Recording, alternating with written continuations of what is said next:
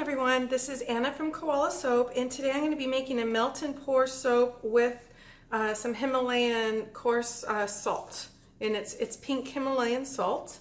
I have my shea butter detergent-free melt and pour.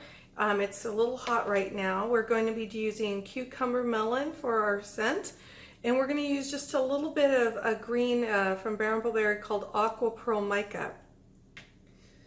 So right now, our soap is measuring at 165. So I'm going to let this come down probably into like the 120s before we actually start mixing it up.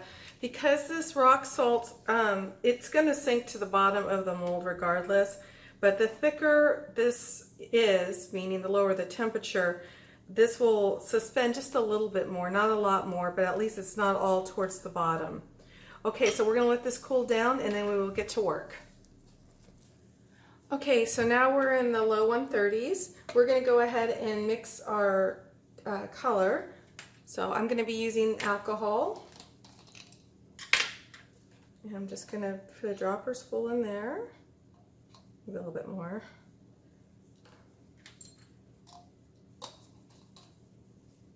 And then I'm going to stir it up.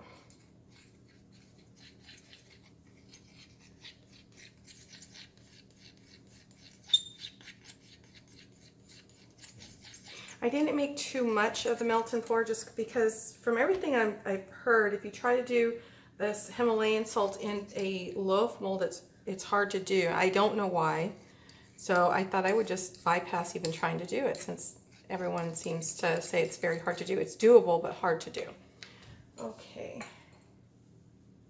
We have our green. And also I haven't really seen a Himalayan salt with, I'm losing my voice again, sorry, with something other than pink. I mean, I'm sure there's stuff out there. I haven't been able to find it.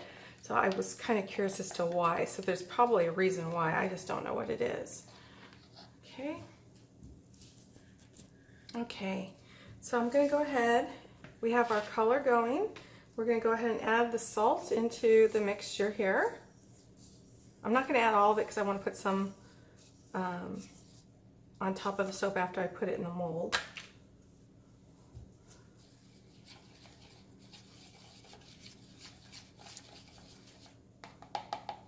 Okay. And let's see here. Okay, we get our spoon. It really does like to settle at the bottom, just like we thought it would. We're going to spoon it in.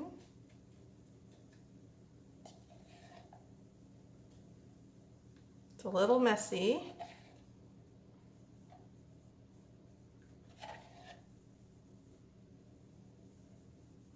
Okay, I don't think we have enough for the other mold, but I guess we can do a real thin, maybe tester soap.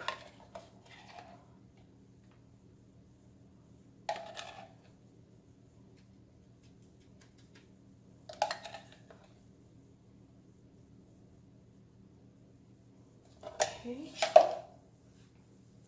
Squirt this with alcohol. Let's see if I can get that in there.